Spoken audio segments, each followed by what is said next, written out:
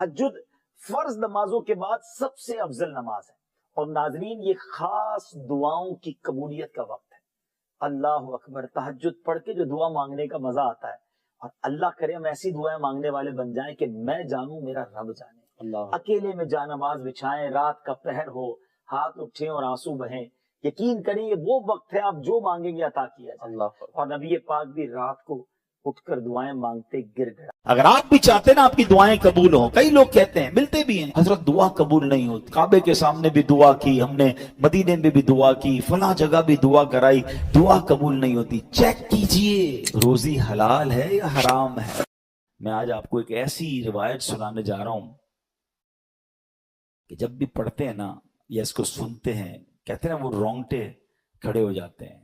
یہ تورات شریف میں روایت ہے کہ اللہ پاک ارشاد فرماتا ہے، اے میرے بندے، کیا تجھے مجھ سے حیا نہیں آتی کہ تو راستے میں چل رہا ہوتا ہے، تیرے پاس اپنے کسی بھائی کا خط آتا ہے تو راستے سے ہٹ جاتا ہے، بیٹھ کر اس کے ایک ایک حرف کو غور سے پڑھتا، یہاں تک کہ اس کا کوئی لفظ نہیں چھوڑتا، جبکہ میری کتاب میں نے تیری طرف نازل کی۔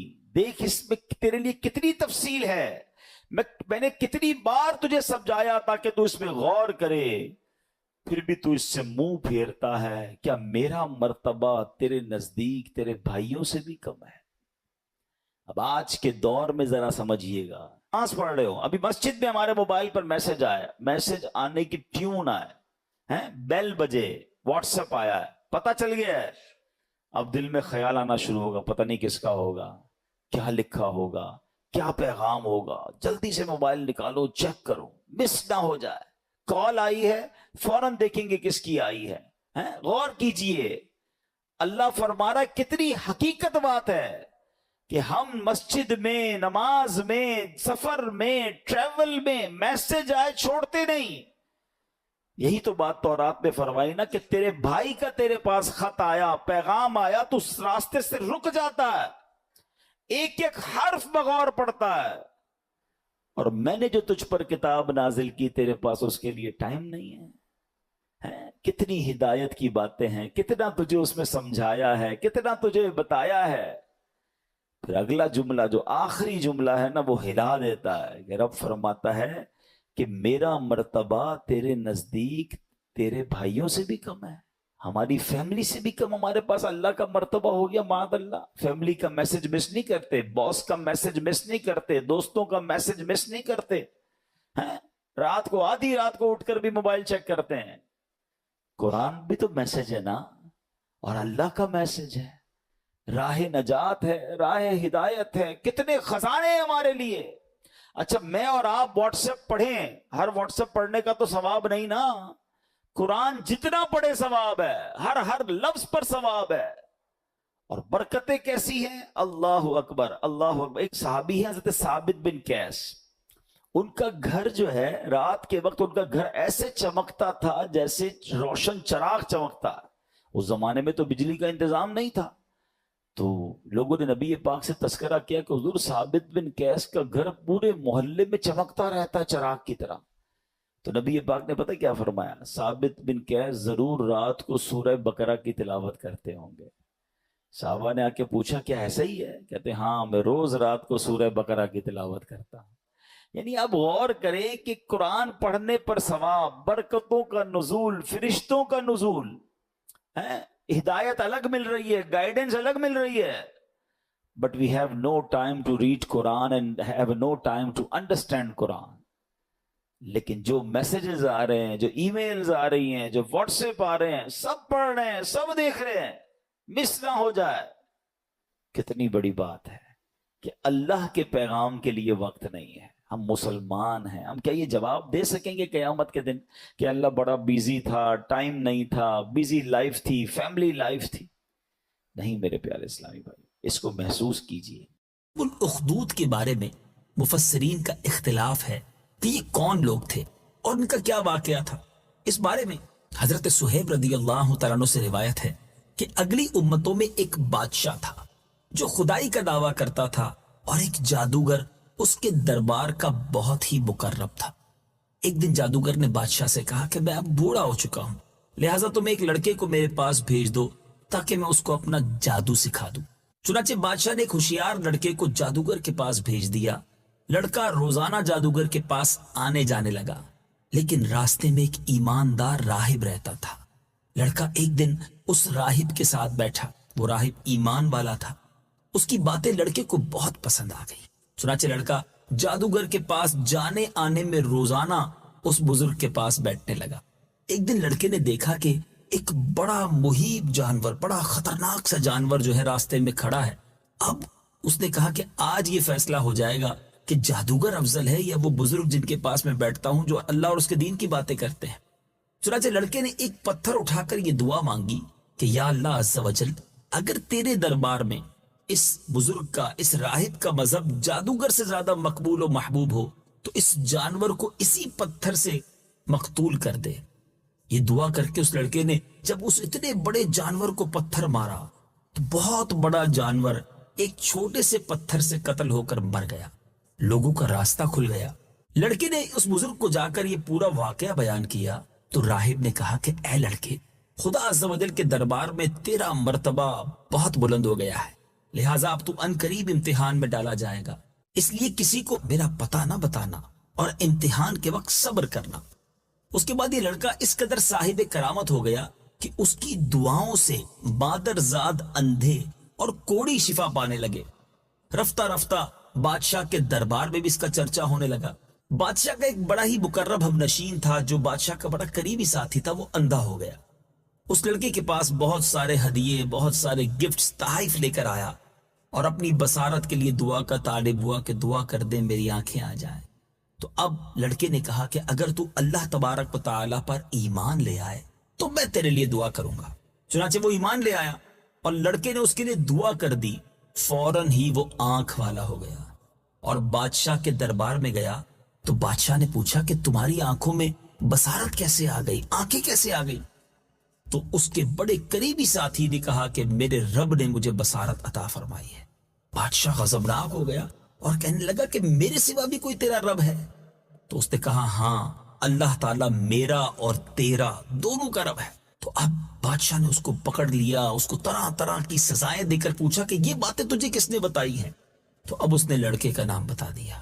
پھر بادشاہ نے اس نوجوان کو قید کر کے اس قدر مارا پیٹا کہ اس نے راہب کا نام بتا دیا، اس بزرگ کا نام بتا دیا۔ بادشاہ نے راہب کو گرفتار کیا اور اس کو کہا کہ اپنا عقیدہ چھوڑ دو۔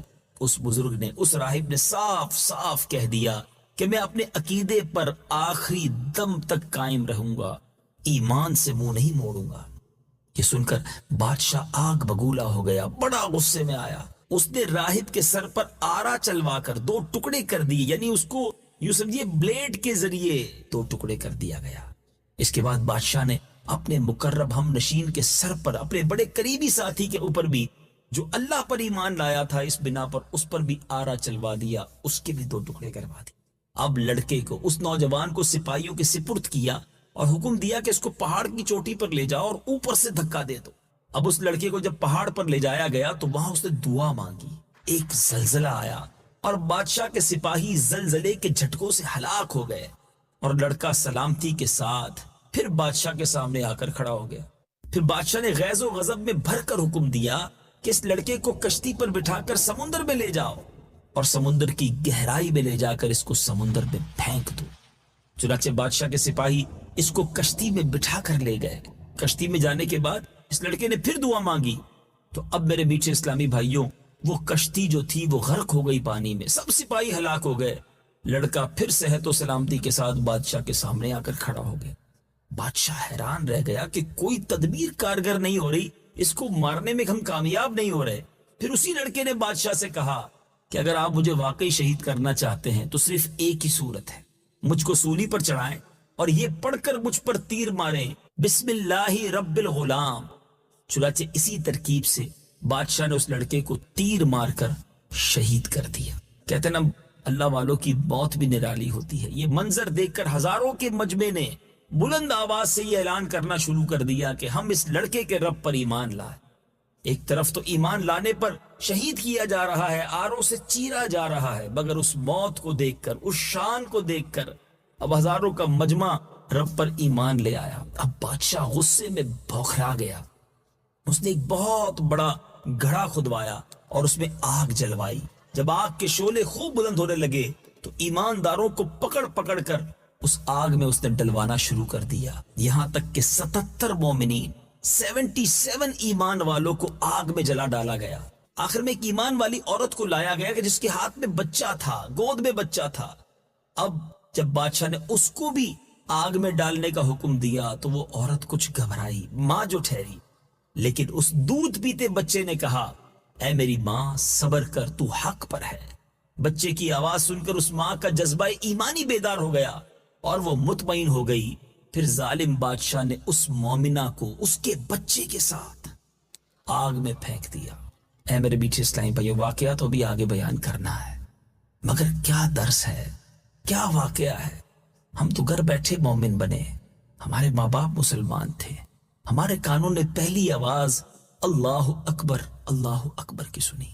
ایسا بھی دور آیا اس دنیا میں کہ کلمہ پڑھنے والوں کو کاٹا گیا، کلمہ پڑھنے والوں کو جلا دیا گیا۔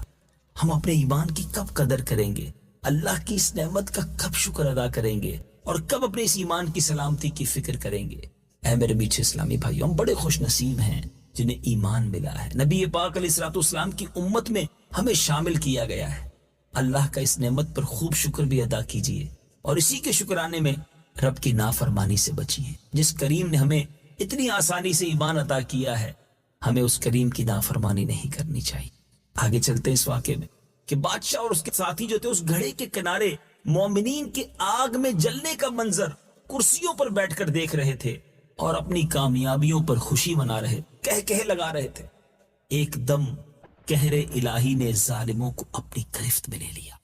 وہ اس طرح کہ خندق کے آگ کے شعلے اس قدر بھڑک کر بلند ہوئے کہ بادشاہ اور اس کے ساتھیوں کو بھی آگ کی لپیٹ میں لے لیا اور سب کے سب لمحہ بھر میں جل کر راکھ ہو گئے، اور باقی تمام دوسرے مومنین کو اللہ تعالیٰ نے ان کفار اور ظالموں کے شرور سے بچا لیا۔ میٹھے میٹھے اسلامی بھائیوں، اس واقعے سے کیا سبق ملا؟ عموماً خدا کی طرف سے امتحان ہوا کرتا ہے، اور بوقت امتحان مومنین کو بلاؤں اور مصیبتوں پر صابر و شاکر رہنا ہی ان کے امتحان کی کامیابی ہوتا ہے۔ یہ بھی معلوم ہوا کہ ایمان کامل کی نشانی یہی ہے کہ راہ خدا میں جو مشکلات آئیں، جو پریشانی آئے، ان مصیبتوں اور تکلیفوں سے گھبرا کر کبھی تذبذب میں، ہیزیٹیشن میں مبتلا نہیں ہوتے، بلکہ مومن خواہ پھولوں کے ہار کے نیچے ہو یا تلوار کے وار کے نیچے ہو، پانی میں غرق کیا جائے یا آگ کے شعلوں میں جلایا جائے، ہر حال میں بہر صورت وہ اپنے ایمان پر استقامت و استقلال کے ساتھ پہاڑ کی طرح قائم رہتا ہے، اور اس کا خاتمہ ایمان پر ہی ہوتا ہے۔ یہ وہ سعادت عظمیٰ ہے جس کو نصیب ہو جائے اس کی خوش بختیوں کی معراج ہو جاتی ہے، اور وہ خدا عز و جل اور اس کے رسول علیہ الصلوۃ والسلام کی بارگاہ میں وہ قرب حاصل کر لیتا ہے کہ آسمانوں کے فرشتے اس کے اعلیٰ مراتب کی سر بلندیوں کے مداح اور ثناخواں بن جاتے ہیں۔ اللہ مجھے بھی آپ کو بھی جوش ایمانی نصیب فرمائے، ایمان کی قدر کرنا نصیب فرمائے، قرآن پاک پڑھنا اور اسے سمجھنے کا جذبہ نصیب فرمائے۔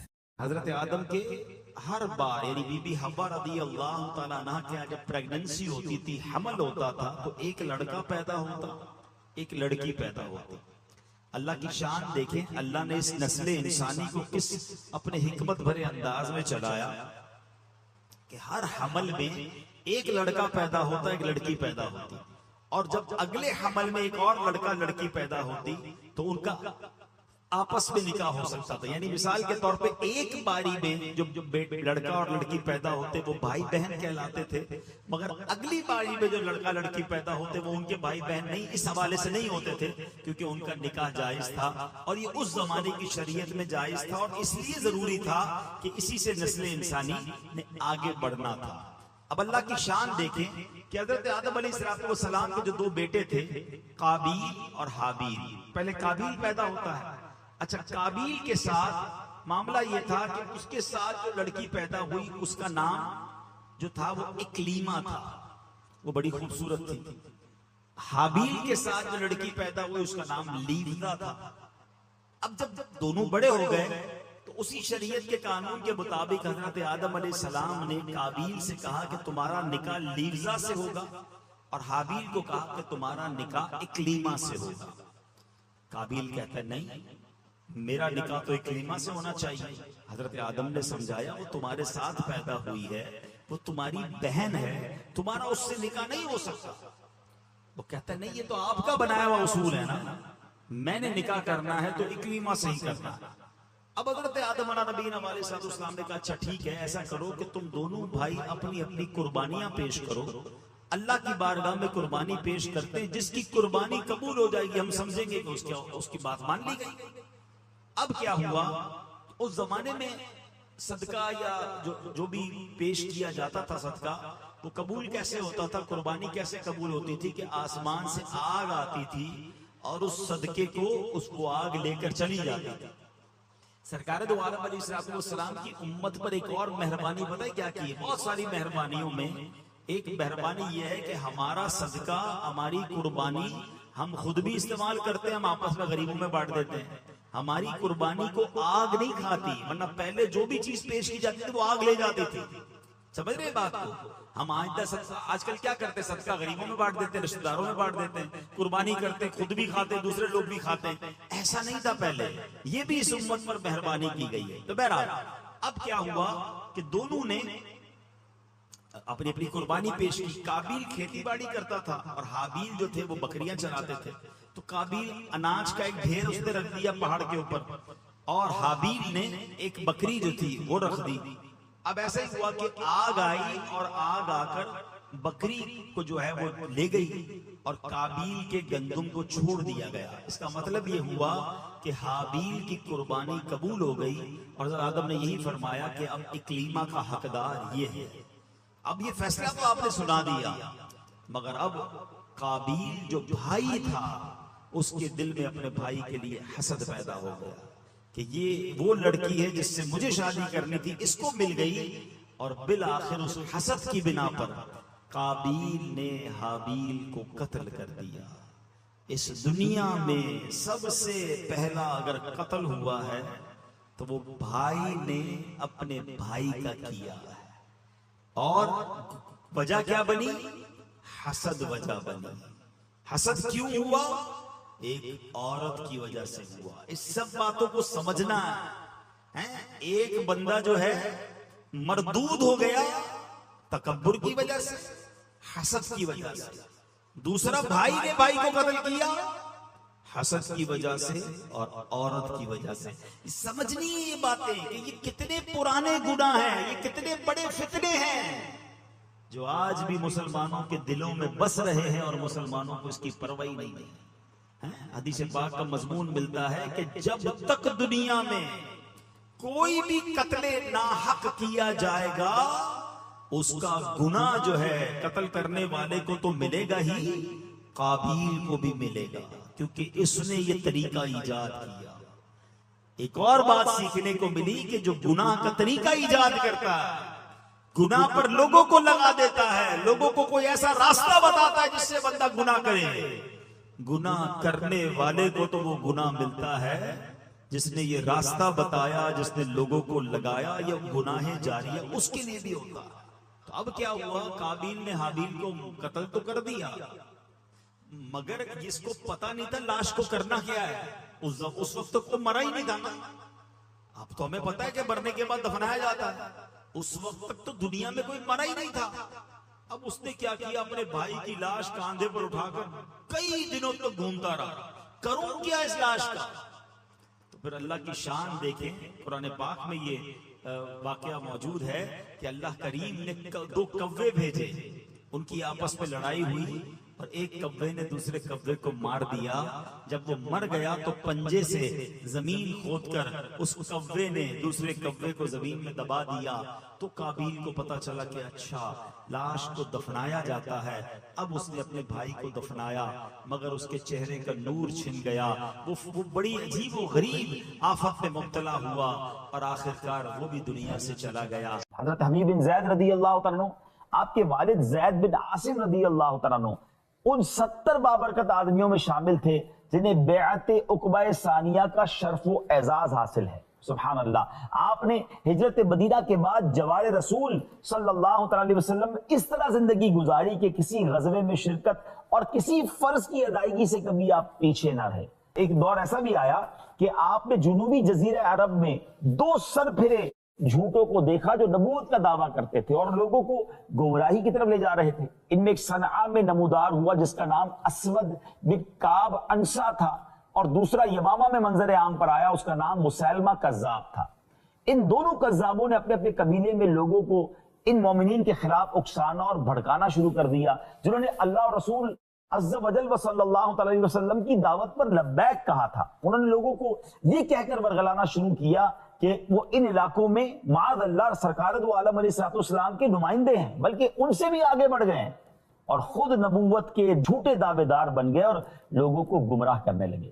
اچانک ایک روز مسیلمہ کی طرف بھیجا ہوا ایک نمائندہ نبی پاک علیہ السلام کے پاس آیا جو مسیلمہ کا ایک خط لے کر آیا تھا، اور اس نے اس طرح خط میں مخاطب کیا: مسیلمہ رسول اللہ کی طرف سے محمد رسول اللہ صلی اللہ علیہ وسلم کی طرف تم پر سلامتی ہو. اما بعد، سن لے کہ میں اس معاملے میں تمہارا شراکت دار ہوں. آدھی زمین ہماری ہوگی اور آدھی قریش کی، مگر قریش ایک ایسی قوم ہے جو ظلم کرتی ہے. اس طرح جارحانہ اور بدتمیزی والے انداز میں گستاخانہ خط لکھا اس نے. اللہ اکبر. رسول اللہ صلی اللہ علیہ وسلم نے اس کا جواب کس طرح دیا؟ کیا پیارا انداز ہے. بسم اللہ الرحمن الرحیم. محمد رسول اللہ صلی اللہ علیہ وسلم کی طرف سے مسیلمہ کذاب کی طرف. کذاب کہتے ہیں بہت زیادہ جھوٹ بولنے والے کی طرف. اسلام اسی شخص کے لیے ہے جو ہدایت کی پیروی اختیار کر لے. اما بعد، سن لو کہ زمین تو اللہ تعالیٰ کی ہے، وہ اپنے بندوں میں جسے چاہتا ہے اس کا وارث بنا دیتا ہے، لیکن اچھا انجام ڈر جانے والوں کا ہی ہوگا. اللہ اکبر. نبی پاک علیہ السلام کے یہ الفاظ سپیدہ سحر کی طرح، یعنی صبح کی روشنی کی طرح نمودار ہوئے اور بنو حنیفہ کے کذاب کو رسوا کر کے چھوڑ گئے. جو وہ تو نبوت کو بادشاہ سمجھ رہا تھا کہ آدھی آدھی رعایا کا مطالبہ کرے، اور نبی پاک علیہ السلام نے کیا خوبصورت جواب دیا کہ زمین تو ساری اللہ کی ہے. بادشاہت اور نبوت، یعنی ایسا تو نہیں کہ جو نبی بنے گا وہ بادشاہ بھی بنے گا اور اس کی جناب کوئی اس کی ٹیریٹری ہوگی. پیارے آقا علیہ السلام تو اللہ کی رضا کے لیے کام کر رہے تھے. اب جب اس تک یہ پیغام پہنچا تو اس کے منہ کی سیاہی بڑھ گئی، اس کی گمراہی میں اور اضافہ ہو گیا. اس سے پہلے ہونا تو یہ چاہیے تھا وہ توبہ کر لیتا، اس کی گمراہی میں اور اضافہ ہوا، لوگوں کو مزید گمراہ کرنے لگا. اللہ اکبر. اب اس نے مومنوں کو دی جانے والی سزاؤں میں بھی اضافہ کیا. جو ایمان لاتا تھا، نبی پاک کو تو نبی مانتا تھا، اسے معاذ اللہ رسول نہیں مانتا تھا یا نبی نہیں مانتا تھا، وہ سزا دیتا تھا. نبی پاک علیہ السلام نے اب جب صورتحال کو دیکھا تو ایک خط لکھنے کا فیصلہ کیا اور اس کی حماقتوں سے اسے منع کرنا چاہتے تھے. اب ایک ایسے شخص کی ضرورت تھی جو یہ خط لے کر جائے، اور یہ بھی تھا کہ جو لے کر جائے گا ہو سکتا ہے اس پر سختیاں بھی ہوں. مگر قربان جائیے حضرت حبیب بن زید رضی اللہ تعالیٰ کی بہادری پر، آپ کی شجاعت پر، اور آپ کی نبی پاک علیہ السلام سے محبت پر اور عقیدہ ختم نبوت کی حفاظت پر، کہ آپ نے کہا حضور میں یہ سفر کرنے کے لیے تیار ہوں. تو خط لیا اور بڑی تیزی کے ساتھ اس علاقے میں پہنچے. اور جب نبی پاک علیہ السلام کا خط مسیلمہ کے حوالے کیا، مسیلمہ نے جب وہ خط کھولا تو نور و ضیاء جو اس خط سے اس سے ضیائیں نکلتی ہیں، اس نے اس کی آنکھیں اندھی کر دی اور اس کا غرور اور ضلالت جو ہے وہ اور بڑھ گئی. مسیلمہ کذاب نے اپنی قوم کے ایک روز اکٹھے ہو کر کہا کہ رسول پاک علیہ السلام کے جو پیغام لے کر آئے ہیں حبیب بن زید، ان کو لایا جائے. اچھا، اس سے پہلے ان کو بہت زیادہ شدید زخمی کر دیا گیا تھا، ان پر بڑا ظلم کیا گیا تھا، اور مسیلمہ یہ سمجھتا تھا کہ اب دربار میں جب انہیں بلاؤں گا پہلے زخموں سے چور چور ہوں گے تو یہ میری بھی نبوت کا اقرار کر لیں گے اور میرے لوگ سمجھ جائیں گے کہ رسول پاک علیہ السلام کی طرف سے جو پیغام لے کر آئے ان کا دیکھیں عقیدہ بھی چینج ہو گیا. تو اب جب حضرت حبیب بن زید کو لایا گیا اور پہلے وہ بہت زیادہ زخمی تھے، جسم پر نشانات پڑے ہوئے تھے، تو مسیلمہ کو تو یہ امید تھی کہ مجھ پر ایمان لے آئیں گے. تو مسیلمہ کذاب نے بڑے کر و فر کے ساتھ کہا کہ تم یہ شہادت دیتے ہو کہ محمد رسول اللہ صلی اللہ علیہ وسلم اللہ کے رسول ہیں؟ حبیب بن زید نے کہا کہ ہاں میں بالکل گواہی دیتا ہوں کہ محمد رسول اللہ صلی اللہ علیہ وسلم اللہ کے رسول ہیں. جب یہ سنا تو اس کا چہرہ کا رنگ بدلنے لگا، مگر کہتا کیا تم یہ بھی گواہی دیتے ہو کہ میں بھی اللہ کا رسول ہوں؟ حضرت حبیب بن زید کہتے ہیں کہ میں تو بہرا ہوں، میں سنتا ہی نہیں، مجھے تمہاری آواز نہیں آ رہی ہے. جب یہ کہا تو مسیلمہ کو تو جس کو کہتے ہیں کاٹو تو خون نہیں، سارے دربار میں ذلیل و رسوا ہو گیا کہ یہ کیسے سرکار علیہ السلام کے امتی ہیں کہ اتنی مار کھانے کے باوجود بھی ان کا عقیدہ ذرا سا ایک انچ بھی آگے پیچھے نہیں ہوا. اللہ اکبر. اب اس نے اپنے جلاد کو بلایا کہ فوراً ان کا ایک ہاتھ کاٹ دو، تلوار مارو انہیں۔ ان ظالموں نے آپ کا ایک ہاتھ کاٹ دیا۔ پھر حبیب بن زید سے پوچھا جاتا ہے کہ کیا تم گواہی دیتے ہو محمد صلی اللہ علیہ وسلم اللہ کے رسول ہیں؟ کہتے ہیں بالکل گواہی دیتا ہوں، میرے آقا محمد رسول اللہ صلی اللہ علیہ وسلم اللہ کے رسول ہیں۔ پھر کہا تم یہ گواہی دیتے ہو کہ میں بھی اللہ کا رسول ہوں؟ حضرت حبیب بن زید کہتے ہیں مجھے تمہاری آواز نہیں آ رہی ہے، میں تمہاری آواز سننے سے قاصر ہوں۔ پھر غیظ و غضب میں آ گیا، دوسرا بازو بھی کاٹ دیا گیا، پھر سوال کیا گیا، پھر یہی جواب ملا، ایک ایک کر کے آپ کے جسم کے اعضاء کاٹ دیے گئے۔ مگر قربان جائیے حضرت حبیب بن زید رضی اللہ تعالیٰ کے ایمان پر، عقیدہ ختم نبوت پر کیسی مضبوطی ہے کہ وہ بوٹیاں کرتے رہے، وہ آپ کے جسم کو کاٹتے رہے، آپ شہید ہو گئے، مگر آپ کے پایا استقلال میں، آپ کے ایمان میں ذرہ برابر بھی فرق نہیں آیا۔ سرکار دو عالم علیہ السلام کو جب یہ اطلاع ملی کہ حضرت حبیب بن زید شہید ہو گئے، آپ نے بڑا صبر کا مظاہرہ کیا، کیونکہ اللہ تبارک و تعالیٰ نے آپ کو یہ خبر دے دی تھی کہ مسلمہ کذاب کا آگے جا کر انجام کیا ہونا ہے۔ ناظرین، اس واقعے سے جہاں حضرت حبیب بن زید رضی اللہ تعالیٰ عنہ کی قربانی، آپ کا صبر، اسلام کے لیے آپ کی جو جس کو کہیے کہ استقلال ہے، عزم ہے، اس کا پتہ چلتا ہے، اور یہ بھی پتہ چلتا ہے کہ عقیدہ ختم نبوت میں ہمیں کتنا پکا ہونا چاہیے۔ ہمارے کان بھی ایسی باتیں سننے کے لیے بہرے ہونے چاہیے۔ ہم سب کا یہ فائنل ڈیسیژن اور عقیدہ ہے۔ یاد رکھیے، جس طرح اللہ کو ایک ماننا ہمارے ایمان کے لیے ضروری ہے، اس طرح جناب رسول اللہ صلی اللہ تعالی علیہ وسلم کو اللہ کا آخری نبی ماننا بھی یہ ہمارے ایمان کا ویسے ہی تقاضا ہے۔ اس عقیدے کو خود بھی مضبوط کیجئے، اپنے بچوں کو بھی یہ سکھائیے۔